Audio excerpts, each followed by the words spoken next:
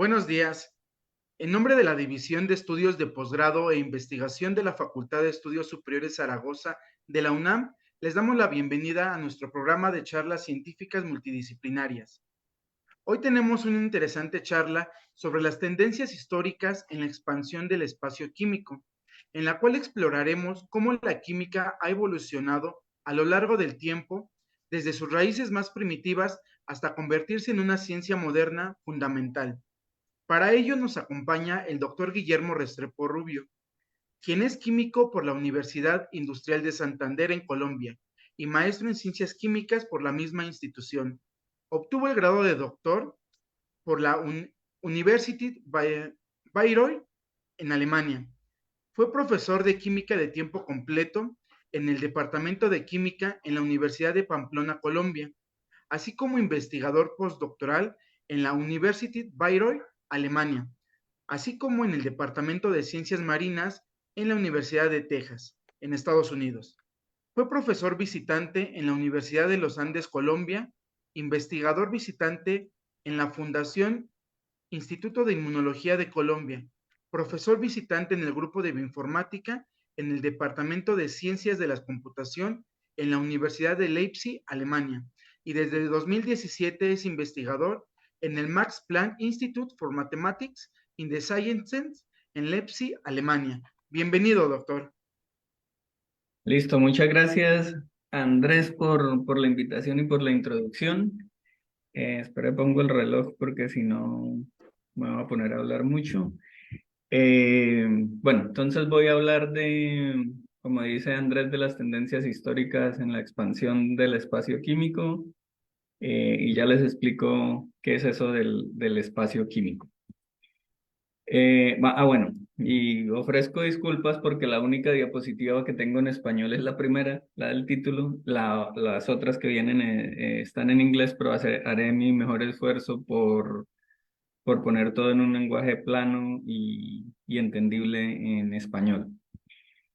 Entonces, todo esto del espacio químico viene de una pregunta que tenemos aquí en el instituto sobre la evolución del conocimiento químico y leyendo varias fuentes sobre teorías del conocimiento y del conocimiento científico, lo que pensamos es que el conocimiento químico es realmente una propiedad que emerge de la interacción de tres sistemas en química, que son estos que están aquí en azul, el sistema semiótico, el sistema material y el social.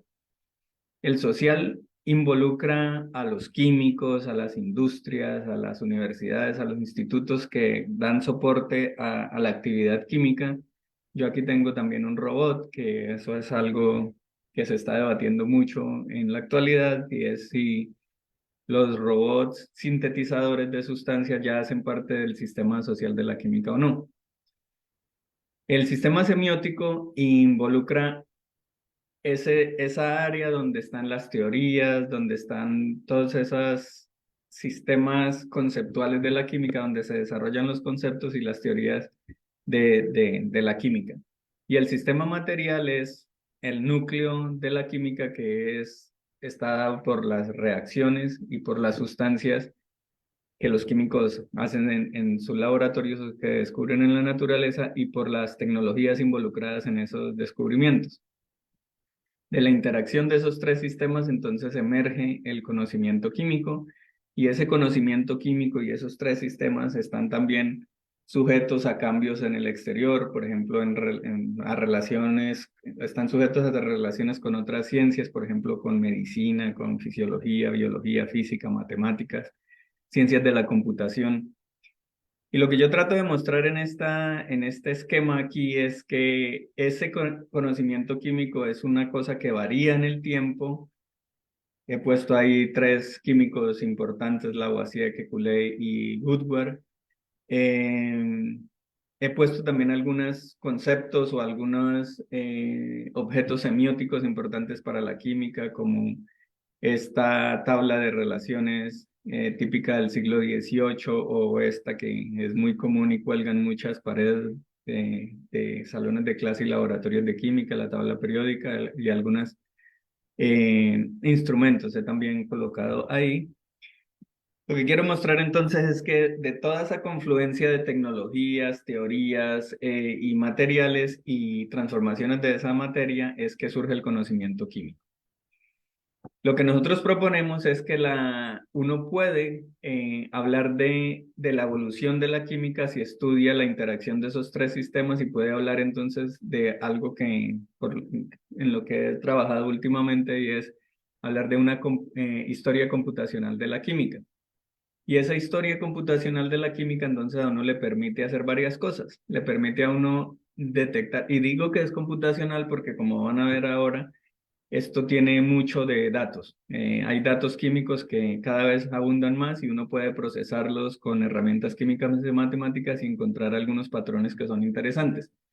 Entonces, la historia computacional de la química lo que intenta es detectar patrones que han estado presentes en la evolución de la química, patrones gruesos, es decir, que se puedan detectar al analizar estos sistemas que acabo de mencionar a lo largo de la historia de la química sin entrar en los detalles, patrones, eso es lo que aquí se llaman large scale patterns, patrones que uno puede observar si toma cierta distancia de los datos.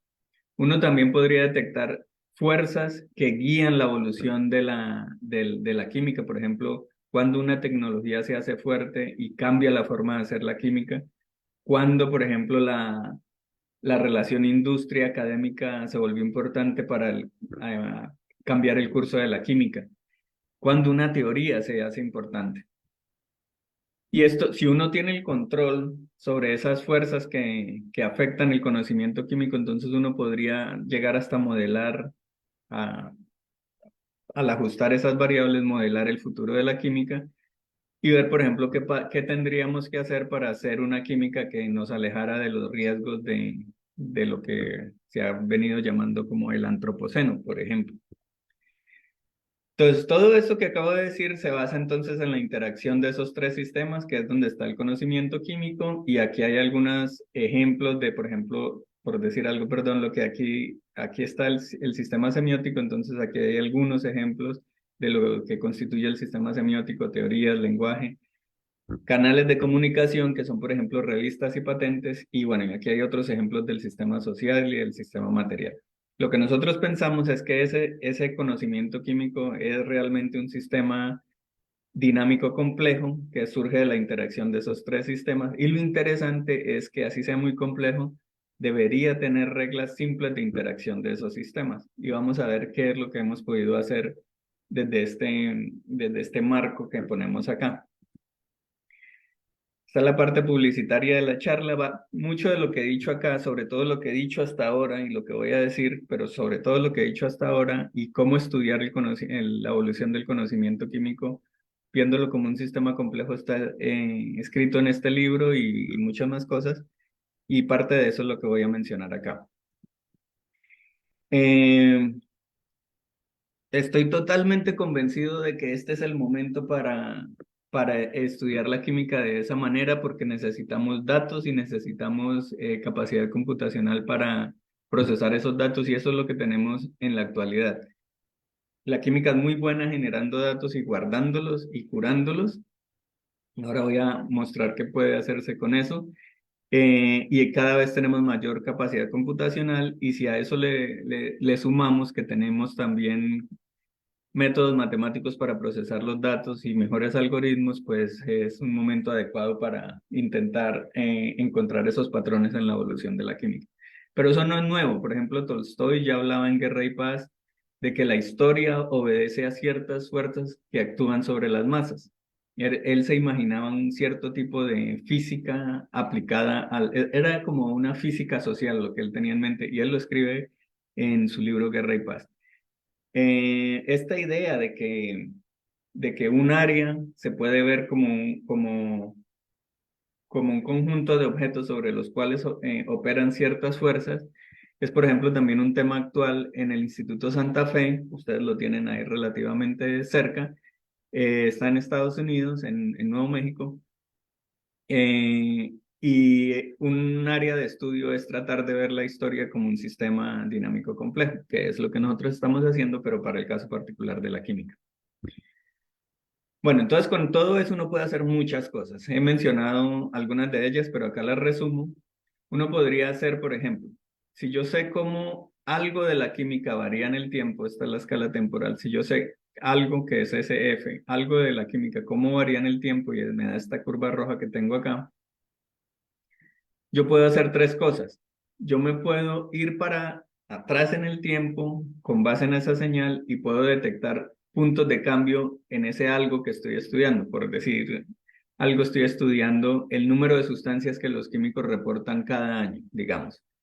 Entonces yo puedo encontrar que hay dos puntos interesantes en esas curvas y eso me puede indicar cosas interesantes que pasaron en el pasado de la química, cosas cruciales que pasaron en la historia de la química. Es decir, lo que estoy tratando de argumentar aquí es que con esta aproximación desde los datos y desde las ciencias computacionales a la información química, uno podría tratar de hacer una historia de la química donde uno detecta patrones importantes en el pasado de la química. Pero uno puede ir más allá. Si uno encuentra patrones en la evolución de la química, pues puede extender esos patrones y puede ver hacia dónde va la química. Y eso es lo que estoy diciendo acá. Uno puede hacer predicciones de lo que le va a pasar a la química. Y algo que mencionaba es si uno detecta las fuerzas que están actuando sobre el conocimiento químico, pues uno las puede ajustar para tratar de, por ejemplo, evitar cierto futuro que puede ser peligroso, que puede, no sé, contaminar aún más y poner aún en mayor riesgo nuestra especie, entonces uno podría ajustar esos valores de esa variable y ver qué pasaría si uno hace tal y tal cosa. Esos son los futuros alternativos. Y esta, bueno, esta es una portada para llamar la atención sobre el problema de los plásticos y uno podría pensar qué tendría que hacer en términos en términos sociales, en términos semióticos y en términos materiales para evitar, por ejemplo, más contaminación de los plásticos. Entonces vamos a comenzar. Yo he dicho que el conocimiento químico surge de la interacción de esos sistemas. Vamos a empezar por el análisis de este sistema en particular, del sistema material, pero el objetivo es analizar toda esa interacción de esos tres sistemas. Empezamos por el sistema material y vamos a ver cómo el sistema social puede afectar ese sistema material y cómo el sistema semiótico, donde viven las teorías y los conceptos de la química, puede también afectar el sistema material. Esta gráfica la tomé de este artículo de Joachim Schumann del 98 porque me parece muy importante porque él pone aquí un modelo para representar algo importante del sistema material de la química, que es lo que nosotros llamamos el espacio químico. Y el espacio químico entonces aquí las letras son sustancias químicas y las R's son reacciones químicas. Lo que Joachim muestra en esta gráfica es que el espacio químico, es decir, el conjunto de sustancias y de reacciones, se puede modelar como una gran red. Y esa red no es simplemente de sustancias y de reacciones, sino que tiene mucho más contenido. Los químicos sabemos muy bien que para hacer una reacción uno tiene que tener ciertos, por ejemplo, agréguele 3 goticas de ácido sulfúrico para que vaya más rápido, a tal temperatura, a tal presión. Todos esos detalles están incluidos, por ejemplo, en bases de datos como esta, que es un pantallazo de la base de datos Reaxys, una de las más grandes de información química. Entonces, lo que estoy tratando de decir, además, es que el sistema material tiene ese concepto que es el espacio químico. Recuerden que es el conjunto de sustancias y de reacciones químicas que los químicos han reportado en toda la historia. Y de ahí salen muchas cosas. Uno puede matematizar esto y ver que de ese espacio químico, que es una gran red, se relaciona a otro espacio. El espacio químico da lugar al espacio de las propiedades de las sustancias, donde viven, por ejemplo, las densidades, las temperaturas de ebullición, las temperaturas de fusión, las toxicidades de las sustancias. Pero también ese espacio químico tiene asociada un espacio de estructuras moleculares, que es donde están los grafos que solemos hacer para representar la estructura de cada molécula. Para que ocurra una reacción, también nosotros como químicos sabemos que una reacción ocurre bajo ciertas condiciones de temperatura, presión, catalizador, solvente y cosas de esas. Eso también define otro espacio que es el espacio de condiciones de reacción. Y este que tengo abajo, que es el espacio de gramáticas de reacción, es una manera matemática de ver una transformación química, es decir, una reacción química. Y más o menos lo que esto quiere decir es que uno puede tomar una reacción como un conjunto de sustancias sobre las cuales operan las condiciones de reacción y hacen que se rompan ciertos enlaces y se formen otros. Cada tipo de reacción, por ejemplo, la reacción de Diels-Alder tiene un tipo de gramática, la reacción de Friedel-Crafts tiene otro tipo de gramática, y a eso es lo que me refiero acá con espacio de gramáticas. O sea, del espacio químico se pueden derivar muchos espacios donde los químicos tenemos mucho que hacer y que usamos normalmente en nuestras actividades. Entonces, bueno, este es un resumen de lo que digo de que es un espacio químico, sustancias y reacciones. Y este espacio químico se ha modelado. Algunas personas de química, algunos químicos con algún interés en las matemáticas han intentado modelar ese espacio químico y lo han hecho a través de la teoría de grafos. Entonces, por ejemplo, aquí si yo tengo esta reacción 1 y esta reacción 2, se suele modelar como que de A uno puede llegar a C, entonces le hago una flecha de A que llega a C.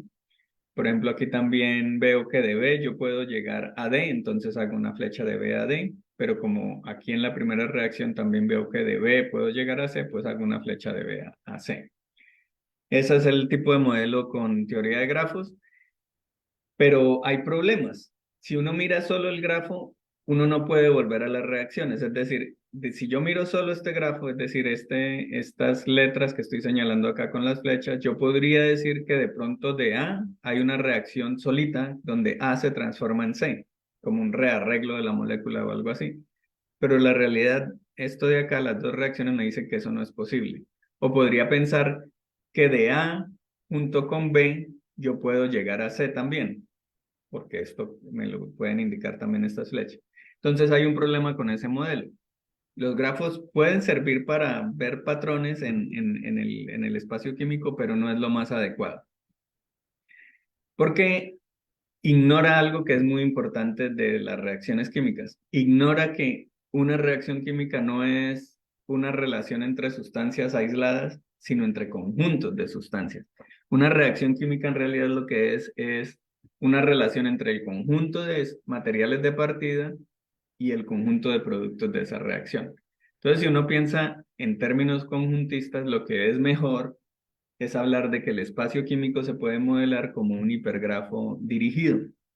Y en el hipergrafo dirigido, entonces estas dos reacciones se modelarían así, donde yo sé exactamente que de A y B hay una reacción que me lleva a C y que de B y C hay una reacción que me lleva a D. Yo ya no puedo intuir otras cosas porque el modelo no me las permite. Es mucho más fino este modelo y eso estamos usándolo en este instituto para explorar los millones de reacciones y de sustancias que han reportado los químicos a lo largo de la historia, que, por ejemplo, están reportadas en estos handbooks, en estos manuales que se empezaron a recopilar en el siglo XIX. Por ejemplo, este se empezó a recopilar en 1817 por Leopold Gmelin, y estos son algunos de los volúmenes. Y este es el de orgánica, el de Gmelin se dedicó más a la parte inorgánica, el de Weilstein, del Friedrich Conrad Weilstein, se dedicó más a la orgánica, y cada vez iban apareciendo más volúmenes. Esto muestra que el espacio químico crece y crece rápido, es decir, el número de sustancias que los químicos reportan año a año o en cada volumen de la revista es enorme. Por fortuna, esto que ustedes ven aquí en estos libros, cada una de estas páginas ha sido digitalizada, existe ahora en una base de datos y en esta que se llama Reaxys, pero también existe en otra, por ejemplo en SciFinder, que es eh, un producto del American Chemical Society. Reaxys es un producto de Elsevier. En Reaxys tenemos todo eso que recopiló Gmelin, que recopiló Weilstein, más todo lo que hacen los químicos año a año, mes a mes, que van reportando en la literatura. Esto va a caer a Reaxys, se anota, se cura, se organiza esa información y está disponible en esa base de datos. Ahora les voy a mostrar una cosa que hemos hecho con esa base de datos. En enero del 2017 accedimos a la base de datos, la descargamos y encontramos que tenía 42 millones largos de reacciones, casi 21 millones de sustancias, y encontramos que el 70% de esa información había sido reportada en revistas. Entonces nos fuimos por el lado de las revistas y por el lado de tomar solamente reacciones single step, es decir, que no tuvieran reacciones intermedias, y trabajamos con 16 millones de reacciones y 14 millones de sustancias. Y con eso publicamos este artículo en PNAS, y esta parte, lo que voy a mencionar ahora, hace parte de lo que encontramos o de lo que reportamos en ese trabajo. Una de las primeras preguntas que, por ejemplo, Joachim Schumann y Sola Price y muchos otros filósofos de la ciencia se han hecho sobre la química es: ¿y cómo crece la química? Que en traducido al lenguaje de lo que les he presentado es: ¿y cómo crece el espacio químico? Si nos concentramos en lo material. Esto fue lo que encontramos, que el número de nuevas sustancias, esto está en una escala logarítmica, que el número de nuevas sustancias a lo largo del tiempo tiene esta tendencia. Es una tendencia exponencial. O sea, uno puede decir que la química crece exponencialmente, y al hacer un ajuste con mínimos cuadrados aquí, que es esa línea roja, encontramos que la pendiente de esta curva le da a uno la rata de crecimiento de la química, que corresponde al 4.4% de crecimiento anual, que en términos de más entendibles equivale a decir que más o menos cada 16 años los químicos han sido capaces de doblar el número de sustancias. Es decir, en los próximos 16 años, todo el número de sustancias que hemos hecho, que hemos descubierto en la historia de la química, lo vamos a descubrir en los próximos 16 años. Es más o menos esa la velocidad de la química, y eso es muy rápido.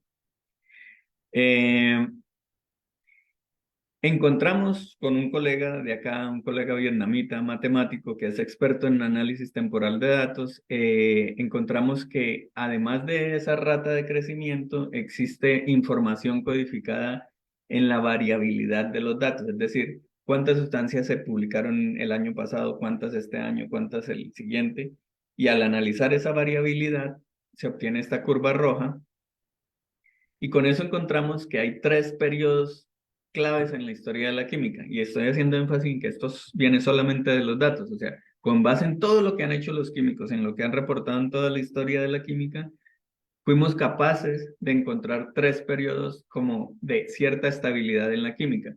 El primer periodo fue entre 1800 y 1860, que es donde hay una amplia variabilidad. Es decir, en esa época, seguramente porque no había tantos químicos, si un químico tenía un grupo relativamente grande de estudiantes, podía publicar muchas sustancias, pero si se enfermaban o algo así, el siguiente año no publicaban tanto y se notaba el bajonazo de la producción de nuevas sustancias. Pero a medida que la comunidad fue creciendo, eso se fue regularizando, pero hubo un cambio drástico en 1860, y esa variabilidad bajó drásticamente y duró más de 100 años, duró 120 años. En 1980 hay otra reducción drástica, pero entre 1860 y 1980 los químicos publicaron por esos 120 años más o menos un número de sustancias que no varió mucho. El crecimiento no varió mucho. Entonces hay 2 eventos cruciales en la química, uno en 1860 y otro en 1980. Ahora hablamos de qué es lo que pensamos que ocurrió o cuáles fueron esos eventos, pero lo importante es que entonces podemos dividir la historia de este estudio de la química de 1800 hasta el 2017, 2015, que fue realmente este estudio. Lo que esto indica es, y al analizar, por ejemplo, lo que ocurrió exactamente entre 1800 y 1860, encontramos fue esto. Para ese entonces, la cantidad de sustancias que tenían metales era relativamente alta comparado con el resto de la historia. Sin embargo, muchos de esos compuestos tenían carbono e hidrógeno. Por eso llamamos a ese periodo el periodo protoorgánico, por lo que vienen y porque ya tenían carbono e hidrógeno. Entre 1860 y 1980, los compuestos que descubrieron los químicos tenían una proporción menor de metales y se disparó la producción o el descubrimiento de sustancias que tenían carbono e hidrógeno. El 90% de los compuestos descubiertos en esos 120 años tenían carbono e hidrógeno y algo más. De hecho, muchos de esos compuestos tenían carbono, hidrógeno, nitrógeno y oxígeno.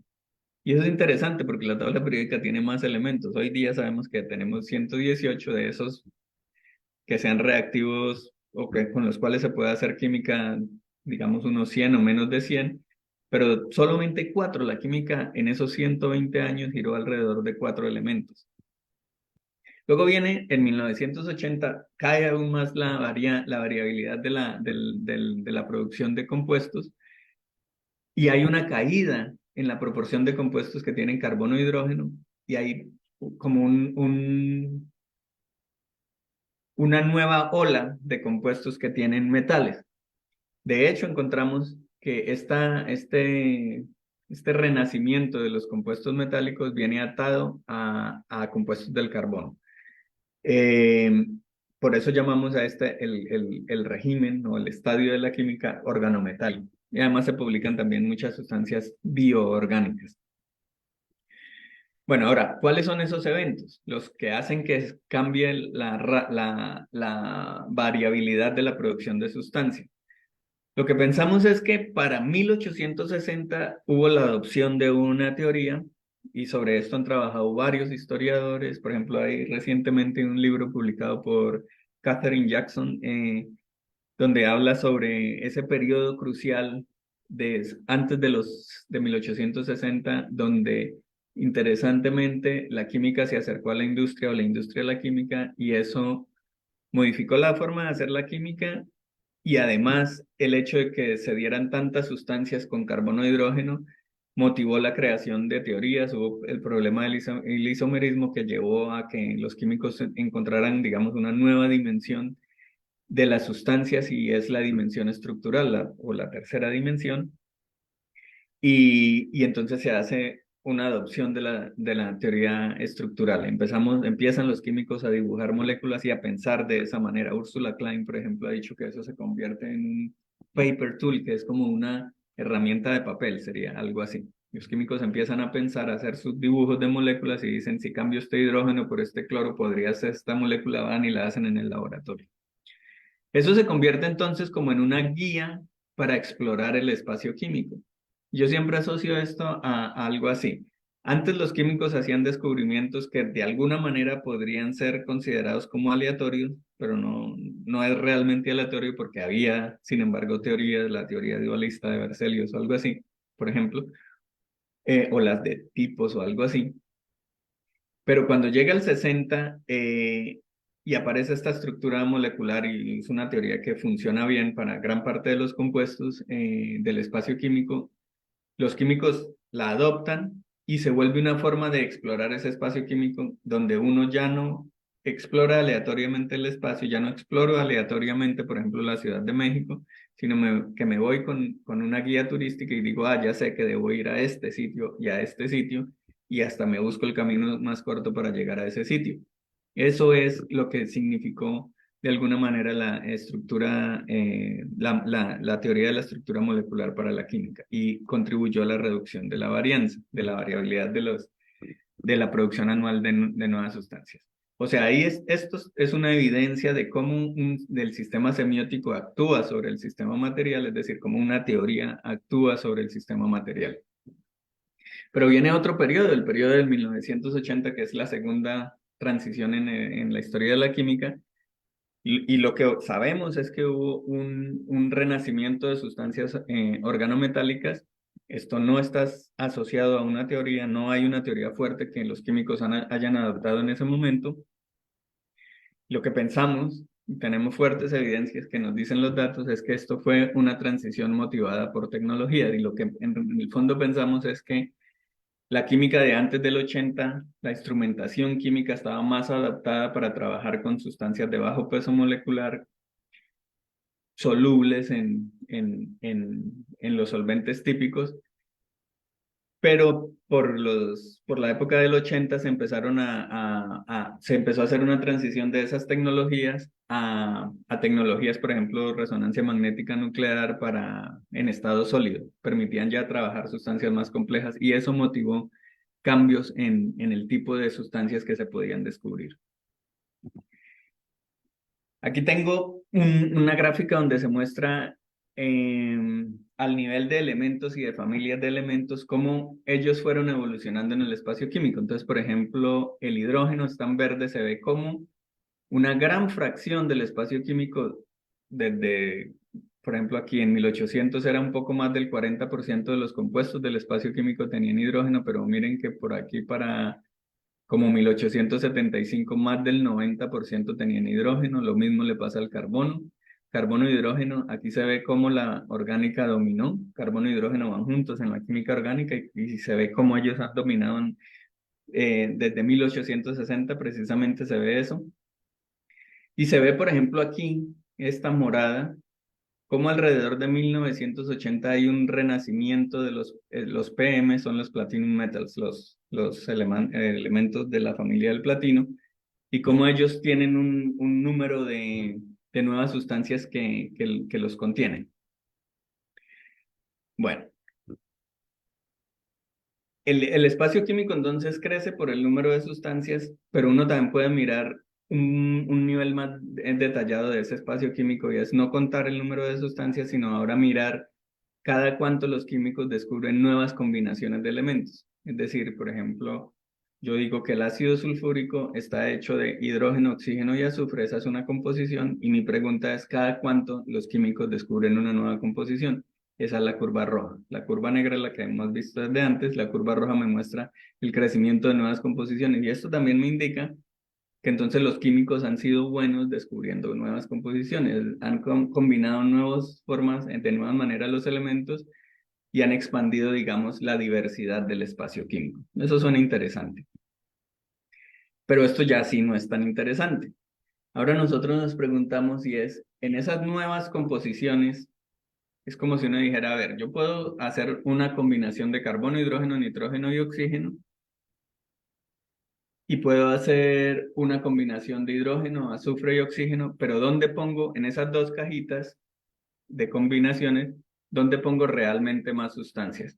Lo que esta curva muestra es la distancia entre composiciones, es decir, dónde los químicos, si los químicos han poblado más homogéneamente esas cajitas o no. Lo que se ve es que la diversidad, que esto de alguna manera mide esa diversidad, ha bajado. Es decir, los químicos se han volcado a hacer sustancias de composición. Así descubren más composiciones. Cuando van a hacer sustancias, prefieren hacerlas de un solo tipo. Lo que tienen aquí abajo es la composición más poblada de más o menos esos años que se están mostrando ahí. Por ejemplo, se ve como al principio, por 1800, la composición más poblada es decir, se hacían muchos compuestos que tenían carbono, hidrógeno, nitrógeno, sodio y oxígeno. Eso suena a sales entre, por ejemplo, hidróxido de sodio y algún ácido orgánico. Pero fíjense cómo, por ejemplo, a partir de 1890, desde aquí, los químicos dijeron, no, yo ya no me voy a poner a poblar homogéneamente mis cajas de composiciones, sino me voy a volcar en una. Me parece más rentable, me parece más, por alguna razón, interesante hacer compuestos que tengan solamente carbono, hidrógeno, nitrógeno y oxígeno. Eso es pura química orgánica. La química orgánica es la que ha gobernado la expansión del espacio químico desde 1890, pero pues desde antes, sabemos que desde 1860, incluso un poco desde antes, tiene mucha fuerza. Otra cosa que hicimos fue entrar más en los detalles de cómo los químicos usan sus sustancias para hacer las reacciones. Y la pregunta es, ¿cómo los químicos expanden ese espacio químico? ¿Cómo los químicos descubren nuevas sustancias? Lo hacen a través de medios analíticos, es decir, van y extraen una sustancia de un árbol y la reportan, es decir, la naturaleza provee las sustancias, o los químicos hacen sus sustancias, que era, por ejemplo, lo que decía Bertolet. Esa es la gracia de la química, que los químicos hacen su objeto, es decir, si el objeto son las sustancias, los químicos lo hacen. Él estaba hablando de la síntesis. Con esto, toda la lista de reacciones, de millones de reacciones que tenemos, hicimos la cuenta. Y lo que hicimos fue lo siguiente. Supongan que tiene esta reacción de A más B que produce C más D. Si resulta que en nuestra base de datos aparece que A por primera vez ocurre aquí como reactivo, entonces decimos que A es un extracto natural porque no fue reportado como producto. Y por ejemplo, si C aparece por primera vez en la base de datos en el lado de los productos, pues esto es una clara evidencia de que fue sintetizado. Con base en eso hicimos las cuentas de cuánto del espacio químico de cada año es sintetizado y cuánto es extraído de la naturaleza. Y aquí lo que estoy mostrando en la curva azul es la fracción de sustancias sintetizadas por los químicos. Y es increíble porque lo que se suele decir en los libros de historia es que la síntesis en química arranca más o menos después de 1830, en realidad después de 1828 con la síntesis de la urea por Vela. Pero aquí lo que se ve es que aquí tienen que mirar esta escala de la derecha para entender la curva azul. Es que desde el 1800 ya el 50% del espacio químico estaba siendo proveído por la síntesis. Es decir, la mitad del espacio químico de 1800 ya venía de la síntesis. No es cierto que la química analítica era la mayoritaria o la fuerza que movía la química a principios del siglo XIX. No es cierto, estaban jugando en igualdad de roles. Pero a medida que pasa el tiempo, la síntesis se va haciendo más fuerte. Miren la cantidad de sustancias que se van sintetizando y uno llega a 1900 y casi todas las sustancias que se reportan en la literatura son sintéticas. Es decir, sí se sigue haciendo extracción, la química de productos naturales es eso. Extraen productos de la naturaleza, pero el fuerte de la química, la fuerza que mueve la química y que descubre nuevas sustancias, lo hace a través de la síntesis. No hay duda, la síntesis es el motor de la química. Nos metimos a estudiar cómo los químicos usan las sustancias en sus reacciones. Todo lo que hicimos fue contar cada cuánto una sustancia que ha sido usada como reactivo, cada cuánto aparece en reacciones, cada cuánto es usada en reacciones. Y esto lo hicimos para diferentes periodos de la química. Por ejemplo, estos puntos azules me hablan de con qué frecuencia han sido usadas las sustancias o sea, entre 1800 y 1860, los naranjas entre 1800 y 1879 y así a cada 20 años. Lo que se observa es que hay unas tendencias globales, es decir, cada 20 años, y si uno los coge cada 10 años también le va a dar lo mismo, o sea, hay cosas que se repiten. La distribución de usos de las sustancias sigue este patrón, que es una distribución, en inglés se dice heavy tail distribution, que es como una distribución con un sesgo en la cola. Y el sesgo en la cola se ve acá. Esto lo que indica es como la distribución de la riqueza. Hay una poca fracción de la humanidad que acumula mucha riqueza y hay una gran fracción de la humanidad que tiene pocos ingresos. Lo mismo pasa en la química. Hay una pequeña fracción de sustancias que son muy usadas, que esas son las que están aquí, poquitas, usadas miles de veces, mientras que hay muchas sustancias, yo diría que más del 95% de las sustancias han sido usadas muy pocas veces. Muy pocas veces es una vez e incluso menos, o sea, no son usadas, se sintetizan y no se vuelven a usar. Pero si estamos mirando todas aquellas que participan en reacciones, pues mínimo son usadas una vez. Entonces aquí aparece algo interesante. ¿Y cuáles son esas muy usadas? Las más usadas resultan ser el anhidro acético y el yoduro de metilo y tenemos una lista en el artículo de otras sustancias. Ahora vámonos para el lado de los productos. Entonces cuando usted hace la reacción tiene reactivos y productos. Ahora, ¿con qué frecuencia los químicos sintetizan productos? Y encontramos que a lo largo de la historia también pasa lo mismo. Hay muchos productos que han sido sintetizados una sola vez y hay unos poquitos que han sido frecuentemente sintetizados. Y pues esto tiene sentido químico. Que a uno le dé agua en una reacción es muy probable. Que le dé CO2 es probable. Que le dé CO probable. Ácido clorhídrico probable. Esos son productos que ocurren, digamos, naturalmente en las reacciones químicas.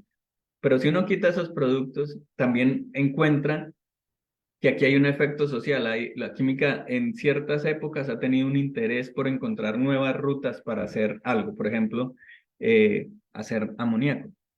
Eso es una reacción clave para la sostenibilidad de la humanidad en este planeta. Y nos esforzamos por tener nuevas rutas para esas sustancias. Bueno, entonces, en resumen, lo que llevamos hasta acá es que los químicos usan frecuentemente pocos materiales de partida para descubrir muchas sustancias que no se vuelven a usar más. Y eso es curioso, o sea, es como muy ineficiente la química. Hacemos nuevas sustancias y las hacemos para no volverlas a usar. Esto abre una discusión ética sobre la química. ¿Por qué lo hacemos así? ¿Y es la forma de seguir haciendo la química? Bueno, pero estas son preguntas que uno no podría resolver si no tiene una idea global de cómo está avanzando la química. Ahora, nos pusimos ahora en la tarea ya sabemos que los químicos usan algunas sustancias muchas veces y otras, la gran mayoría, casi no las usan.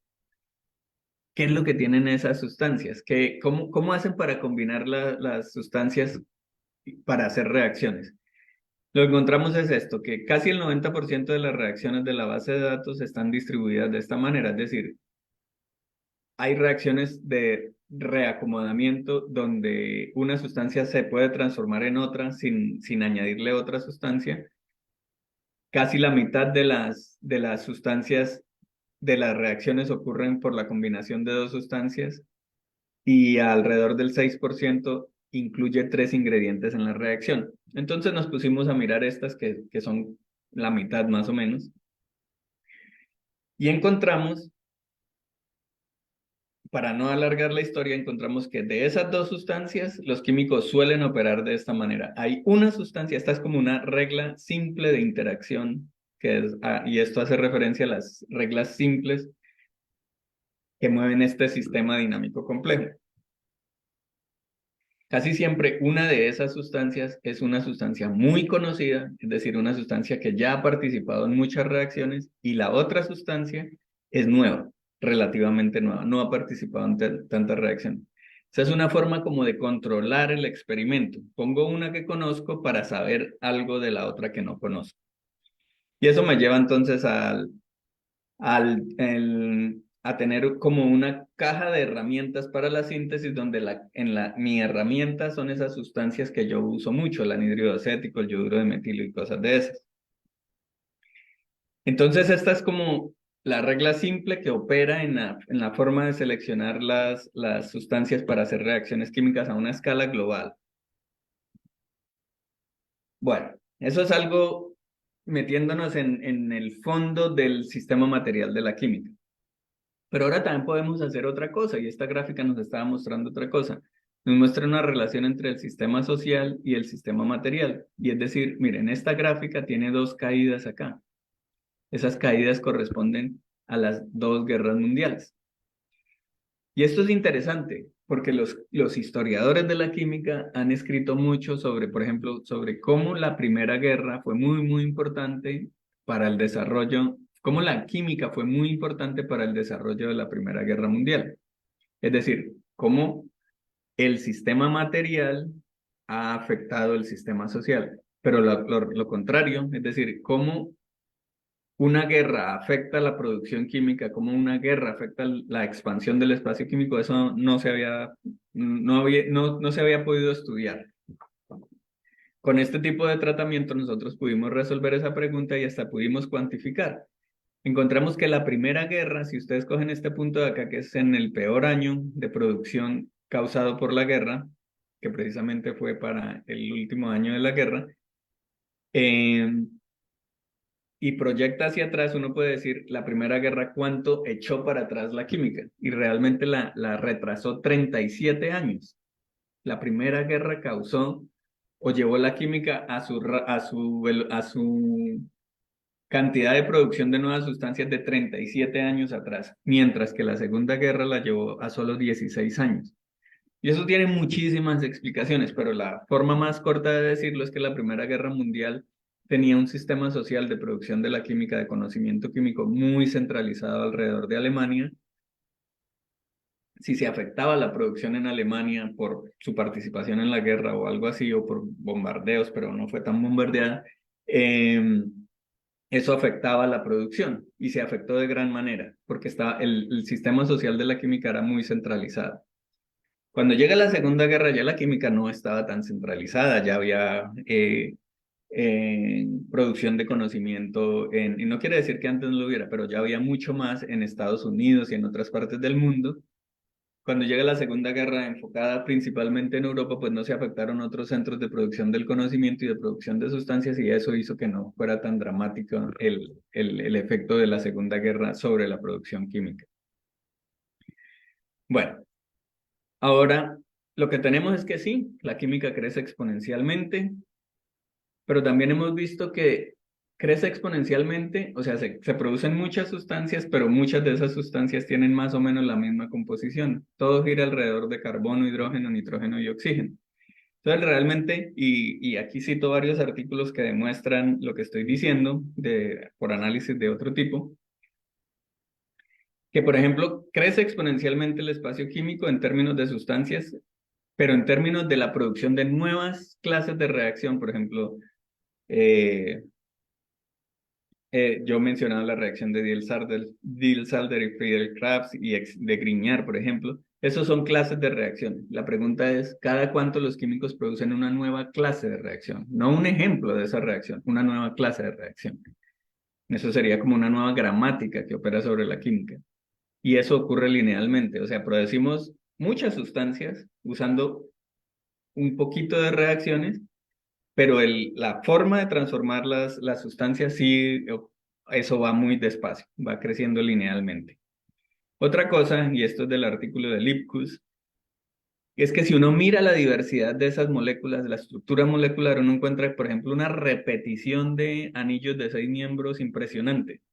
Es decir, producimos muchas sustancias, pero además de que están hechas más o menos de lo mismo, de carbono, hidrógeno, nitrógeno y oxígeno, los patrones moleculares suelen ser más o menos los mismos. La diversidad molecular es muy baja. O sea que la química parece, y esto viene de otro artículo, este artículo que publicamos con Jürgen en Progress in Science, hacemos una analogía con un modelo económico donde uno tiene muchas opciones para avanzar y escoge alguna, la repite y sigue, y eso es lo que le ha pasado a la química. Ha tenido muchas opciones para avanzar, pero algo le ha resultado efectivo y lo ha seguido usando, lo ha seguido repitiendo, y al final se ha quedado con alguna, por ejemplo, con algún tipo de composición, carbono, hidrógeno, nitrógeno y oxígeno, que le sirve a la química porque la química sigue avanzando, seguimos publicando, pero se ha perdido gran diversidad de esto. Nos hemos cerrado en ese camino de expansión del espacio químico que, como digo, tiene implicaciones éticas.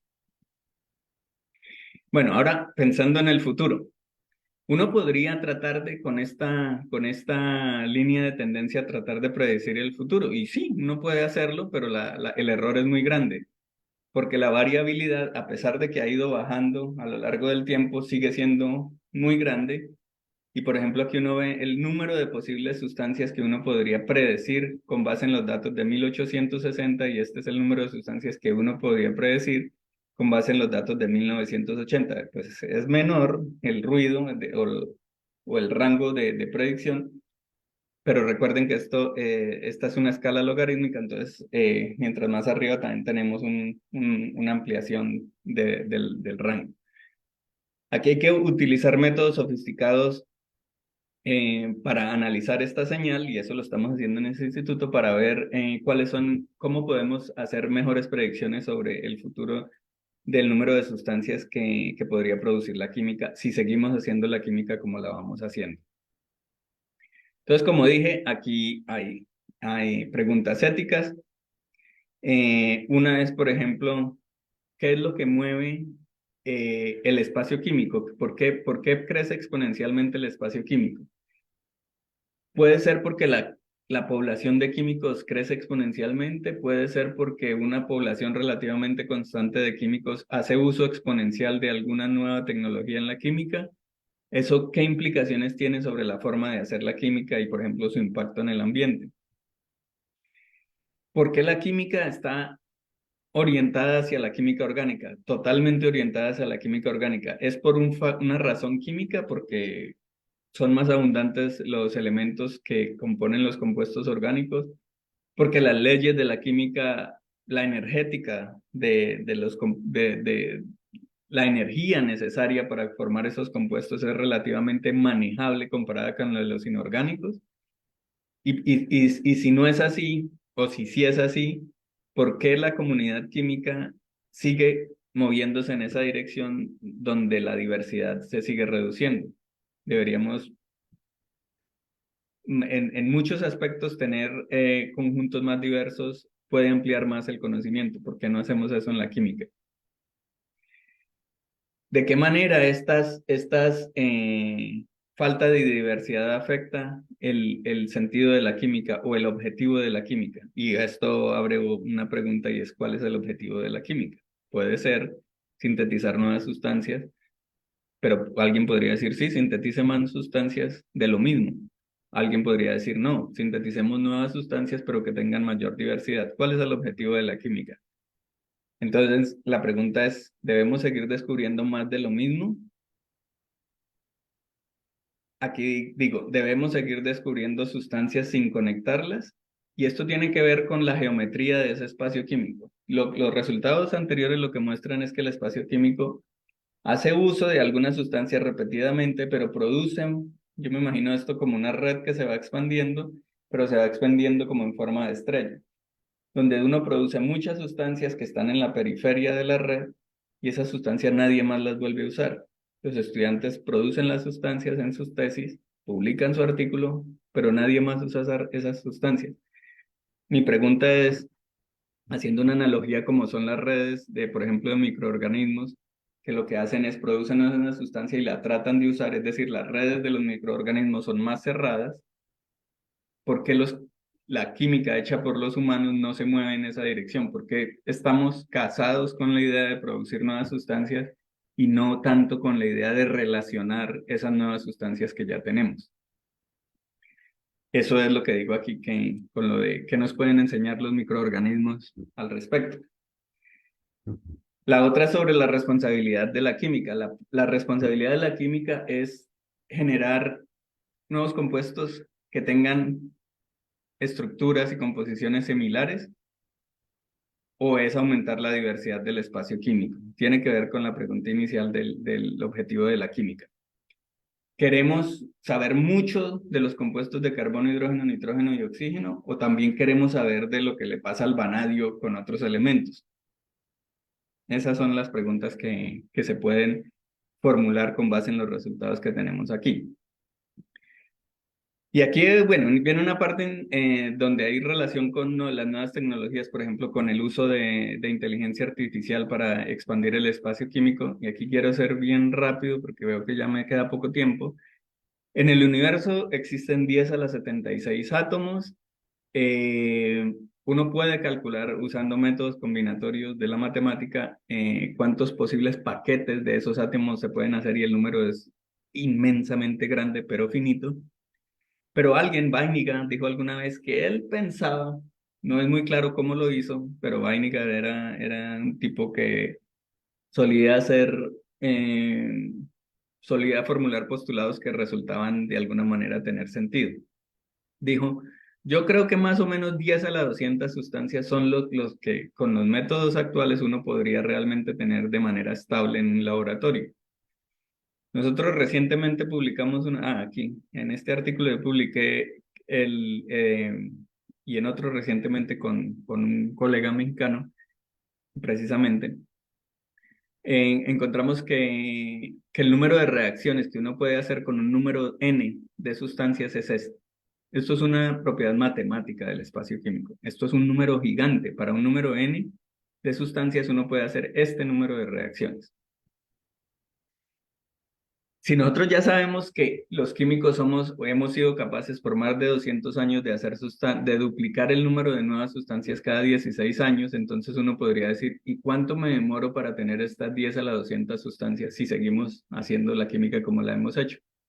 Y la cuenta da 10.300 años más. en 10.300 años contados desde ahora, podríamos llegar a esas 10.200 sustancias.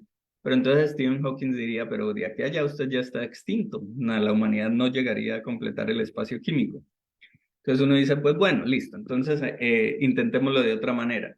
Digamos que para el 2050 yo quiero llegar a esas 10 a las 200 sustancias. ¿A qué velocidad debo ajustar el crecimiento del espacio químico para poder llegar en el 2050 a esas 10 a las 200 sustancias? Y eso requiere que yo acelere la expansión del espacio químico. Recuerden que cada 16 años se dobla el número de sustancias. Ahora eso requeriría que lo hiciéramos a cada 5,46 años. Eso implica desafiar las tendencias históricas de más de 200 años, que los que van en pro del uso de la inteligencia artificial y la robótica podrían estar felices con esto porque la inteligencia artificial realmente acelera los procesos, pero esto implicaría que tuviéramos unas velocidades de producción de nuevas sustancias más o menos similares a las velocidades de reproducción de las bacterias. O sea, sí hay sistemas en el mundo que crecen a esa velocidad. La pregunta es si nosotros los humanos podemos descubrir cosas a esa velocidad, y cosas es realmente sustancias. Si podemos luchar contra esos patrones históricos. Entonces, esa es la pregunta, si la inteligencia artificial puede hacer eso, pero hay un problema con la inteligencia artificial, es que para desarrollar algoritmos de inteligencia artificial, uno necesita un conjunto de entrenamiento, el training set. Pero aquí hay un problema, cuando uno obtiene el training set, lo pasa sobre el algoritmo, el algoritmo detecta patrones, es el proceso de aprendizaje, luego lo acopla a un robot y uno expande el espacio químico con eso que aprendió el algoritmo del conjunto de entrenamiento. Pero el problema es, si uno tiene un espacio químico, que es mi training set o mi conjunto de entrenamiento, si uno tiene un espacio químico que no tiene diversidad alta, como lo demuestra lo que acabo de mencionar sobre el estudio de la expansión del espacio químico, entonces el algoritmo lo que va a encontrar o lo que va a emprender es lo que ya sabemos. Y entonces lo que nos va a producir es lo mismo. Es decir, nos va a seguir expandiendo el espacio químico de poco diversa. No nos va a añadir diversidad. O sea, vamos a ser capaces de producir muchas más sustancias, pero más o menos sustancias que son similares. Entonces, lo que yo he propuesto en algunas publicaciones es que se desarrollen metodologías para crear conjuntos de entrenamiento que sean más diversos para poder aprender sobre ellos y expandir el espacio químico de una manera más diversa. Eso implica crear un conjunto de reacciones fallidas que son como casos negativos que deben incluirse en el conjunto de entrenamiento para tener mejores algoritmos, y con eso entonces podríamos llegar a tener espacios químicos de mayor diversidad. Y haciendo cuentas con base en el crecimiento del espacio químico, lo que encuentro es que uno puede decir, bueno, entonces vamos a crear un nuevo espacio químico que yo le meta a los algoritmos de inteligencia artificial para expandir el espacio químico. Pero vamos a suponer que yo quiero que ese espacio químico sea de un cuarto del tamaño del que existe actualmente. Quiero crear un 25% del espacio químico actual, de alguna manera añadiéndole ruido de tal manera que ese espacio químico sea más diverso. ¿Cuánto tiempo necesito para crear un espacio químico del 25% del tamaño actual?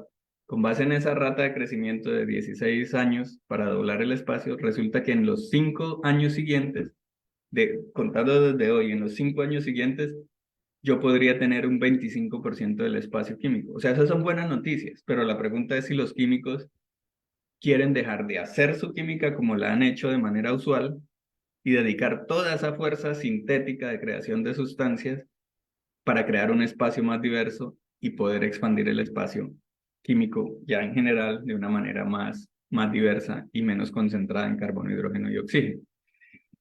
Entonces, para concluir, lo que encontramos es que el espacio químico crece a un 4,4% anualmente. 16 años es lo que nos demoramos en doblar el número de sustancias. Interesante, no lo mencioné la caída de las guerras, pero hay una cosa interesante en lo que le pasa a la química después de la guerra. La química después se recupera. Es como ocurre la guerra, se dejan de producir sustancias, pero tan pronto se acaba la guerra es como si hubiera un tipo de resorte o de buffer o de amortiguamiento acá, que hace que después de que se acaba la perturbación de la guerra, la química vuelva a su patrón preguerra. Es como si no hubiera pasado nada en últimas.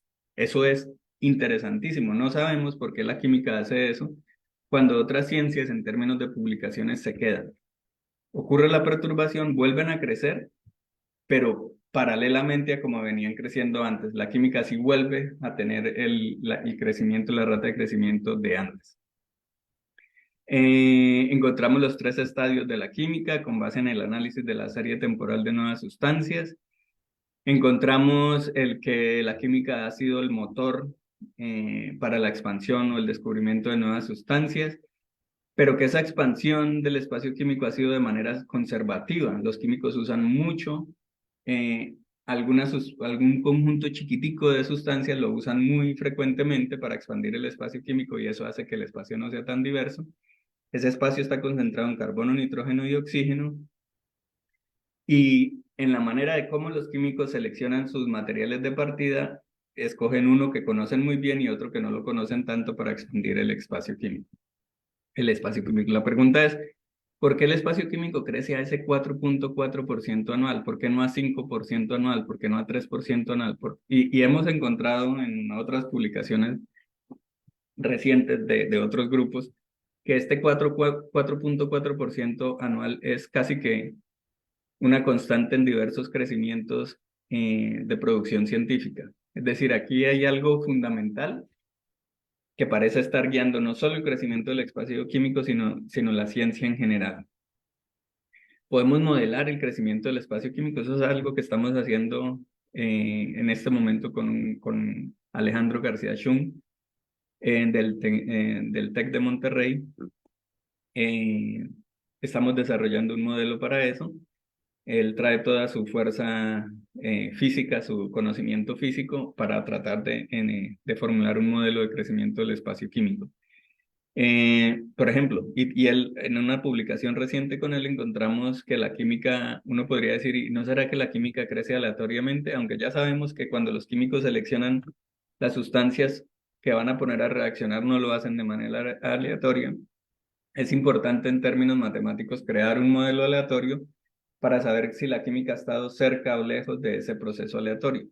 Ya tenemos un modelo creado por Alejandro García Schum y encontramos que la química se está alejando muy rápidamente de manera exponencial de ese modelo aleatorio. Tiene que ver con la forma de autorrepetirse.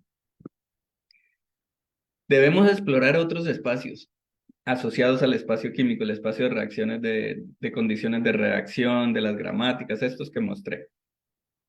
Eh, y cómo la expansión del espacio químico, por ejemplo, ha afectado la ontología de la química, el concepto de sustancia, el concepto de reacción, cómo esto ha afectado esos conceptos teóricos de la química. En eso tenemos también algunos resultados, pero no me quiero extender más. Y con esto quiero agradecerle primero a Reaxis, a Elsevier, que nos da la base de datos y no nos cobra nada, y es una base de datos muy costosa, pero no nos cobra nada. A la Fundación del Banco de la República de Colombia por haber financiado a Eugenio Llanos, al DAAD de Alemania por haber financiado a Wilmer Leal y al Alexander von Humboldt que me financió durante algún tiempo a mí, y a Jürgen Joss, el director del Max Planck, donde hemos desarrollado gran parte de esta investigación, a Peter Stadler, que es también importante en el procesamiento de los datos, en la capacidad de procesamiento de los datos, a Doug Lum, por su apoyo con la matemática de los análisis temporal de datos, Alejandro, que lo mencionaba varias veces con sus modelos físicos, Andrés Bernal, Marisol, Andrés Marulanda Brand, Wilmer Leal y Eugenio Llanos. A ellos les debo agradecimiento por la capacidad que han tenido de procesar esta cantidad enorme de datos y de obtener señales interesantes. Con esto termino. Muchas gracias. Si tienen preguntas y soy capaz de responderlas, pues lo intentaré. Gracias. Gracias, doctor. Muy interesante su charla. Ahora pasamos a una breve sesión de preguntas y comentarios. Quienes nos acompañan en Zoom, si tuvieran alguna pregunta, la pueden mandar al chat, por favor. Mientras vemos en el en vivo si hay alguna pregunta o comentario también.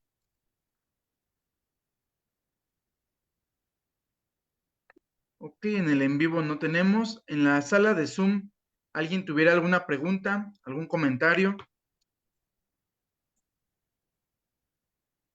Bueno, mientras yo le hago un par de preguntas, doctor, que me da mucha curiosidad eh, por lo que acaba de mencionar. Eh, con base de todo este espacio químico que ya se conoce hasta el día de hoy, se conoce todas las actividades biológicas, toxicológicas de esas moléculas. No. El espacio, por ejemplo, el espacio de propiedades de las sustancias es muy incompleto. Eh, y, y analizar ese espacio de propiedades, es decir, dónde hay huecos, qué se conoce de las sustancias, qué propiedades se conocen, es interesante porque le indica a uno precisamente dónde están los huecos, cuáles son los que hay que llenar. También le indica a uno en diversas épocas de la química cuáles han sido las propiedades más importantes y eso tiene mucho que ver, por ejemplo, con la forma de comunicar la química. Por ejemplo, antes, cuando no había métodos espectroscópicos, los químicos medían densidades, índices de refracción, puntos de fusión, puntos de ebullición, y ahí uno puede sentirle el pulso a la química, uno puede ver cómo esas medidas han ido cayendo y cómo han ido creciendo las medidas espectroscópicas, que de alguna manera señala algunos intereses y algunos efectos del sistema material sobre la química, pero también puede señalar espacios, nichos de posibles campos de investigación, o sea, donde hay huecos para entrar a llenarlos. Ok. Y por ejemplo, al día de hoy con la inteligencia artificial, todo lo del deep learning, machine learning, ese crecimiento que mencionaba de cada 16 años, y la tasa que ya, como mencionaba, es una constante del 4.4%, ¿se pueden disminuir los periodos? La idea sería aumentar esa rata de crecimiento, es decir, si vamos creciendo así, que con la llegada de la inteligencia artificial seamos capaces de descubrir más en menos tiempo. Es decir, eso aumentaría la tasa. Esa es la esperanza. Pero Ok, mi punto, mi crítica a esos métodos es que si no nos esforzamos por tener un espacio, un training set, un espacio, un conjunto de aprendizaje que sea diverso, vamos a descubrir más rápido sustancias, pero esas de acuerdo. sustancias que vamos a descubrir van a ser más o menos de una semejanza muy alta a las que ya conocemos. Vamos a descubrir muy rápido más de lo mismo, más o menos. Y bueno, aquí es donde cuando lo mencionó también, ahí es donde me surge una duda, porque por ejemplo, cuando estamos en el laboratorio sintetizando, eh, la síntesis pues es muy compleja. Puede pasar mucho tiempo para que salga una molécula o inclusive no salga e ir modificando pequeñas condiciones nos puede dar que salga en buenos rendimientos, en malos rendimientos. ¿Cómo hacer para entrenar ese set para que tenga esa capacidad de, de hacer modificaciones, vaya, ¿no? O solamente es como para proponer nuevas moléculas con diversidad estructural. Las dos cosas se pueden hacer y ya existen trabajos en esa dirección, donde uno puede moverse en el espacio de condiciones de reacción y ver qué pasa y el algoritmo aprende. O sea, si usted tiene un robot haciendo los experimentos, usted pone a ese robot con unas condiciones iniciales y él obtiene algo. Ok. Luego vuelve y toma el conjunto inicial, varía las condiciones de reacción y obtiene otra cosa y ahí va aprendiendo. Y por ejemplo, va midiendo el rendimiento de la reacción y va aprendiendo. Existen muchos algoritmos para que él converja hacia un conjunto ¿Usted sí me está oyendo?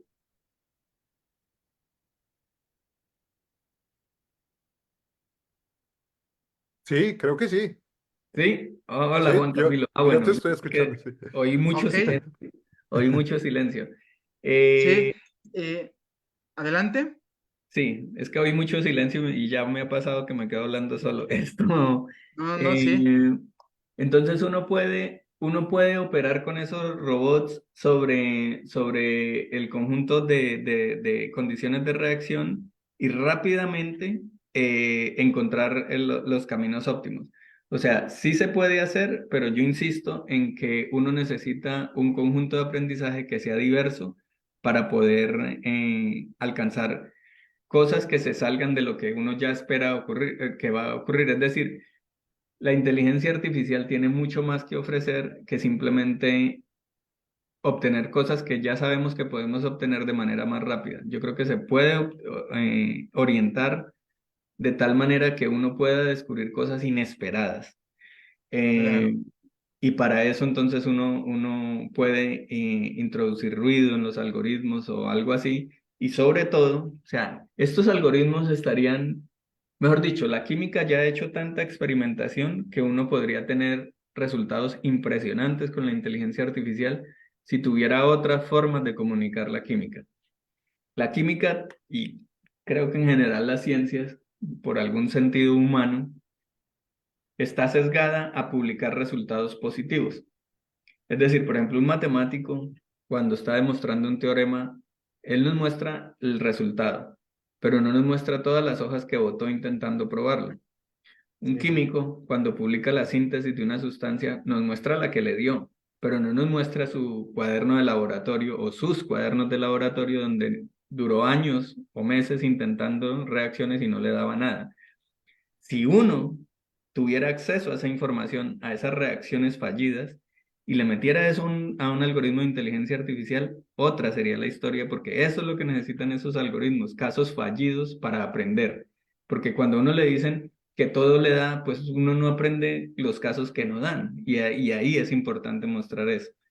O sea, la química, yo me imagino que en el futuro, yo tengo dos opciones para eso. Una es que como que reproduzcamos el espacio químico permitiendo aleatoriedad o que seamos capaces de digitalizar todas esas tesis que están perdidas por allá en las bibliotecas de las universidades, que seamos capaces de digitalizar los cuadernos de laboratorio, incorporarlos en estas bases de datos y ahí tendríamos reacciones fallidas. Y algo de eso ya está pasando. Yo me imagino que el futuro de la química va en esa dirección, en que los químicos ya no apunten en cuadernos de laboratorio con lápiz o lapicero y papel, sino que sean cuadernos de laboratorio electrónicos acoplados de una vez a los experimentos que están haciendo y se vayan creando bases de datos automáticamente, donde ya los resultados negativos vayan incluidos. Y eso sí aceleraría un proceso de creación del espacio químico diverso. claro. Pues sí, muy interesante, doctor, y deja mucha información por entender. Y bueno, tenemos, ok, un comentario, dice, hola, muchas gracias por la charla. Tengo una duda, qué tipo y cantidad de datos promedio se utilizan para describir el espacio de reacciones químicas? ¿Qué tipo y ¿Me la puede repetir, por favor? ¿Qué tipo y cantidad de datos promedio se utilizan para describir el espacio de reacciones químicas? El tipo de datos es todo lo que los químicos han reportado en sus artículos, incluso en sus patentes. Y en promedio, pues uno tendría que tener un criterio para promediar. Por ejemplo, uno podría promediar por, no sé, cada cuánto los químicos publican nuevas sustancias orgánicas, cada cuánto publican, o en promedio, anualmente, cuánto se publica, digamos, de tierras raras. Ese es otro trabajo que recientemente no lo publicamos, pero ya dimos una charla sobre él, también con una colega mexicana, Marisol Bermúdez Montaña, eh, sobre el efecto social en la investigación de las tierras raras, que las tierras raras son las que están moviendo la tecnología actual, la electrónica actual. Entonces uno puede coger subregiones del espacio químico y ver cada cuánto en promedio los químicos publican sobre esas sustancias. O sea, se pueden tomar muchos promedios dependiendo de los intereses, pero el conjunto de base que nosotros tenemos es todo lo que los químicos reportan en las publicaciones científicas. Ok, doctor. Pues ya no tenemos más preguntas ni más comentarios. Entonces, nuevamente le agradecemos su presencia e interés en nombre de la División de Estudios de Posgrado e Investigación de la FE Zaragoza, y los organizadores, que es la doctora Raquel Retana Ugalde, el doctor David Naum Espinosa, organista, la QFB Blanca Estela Torres Cabrera y su servidor Juan Andrés Alvarado Salazar. Y agradecemos a todos su interés en estas charlas y nos estamos viendo en nuestra siguiente charla científica. Muchas Bueno, gracias a todos por gracias. acompañarnos. Y gracias por la invitación. Gracias.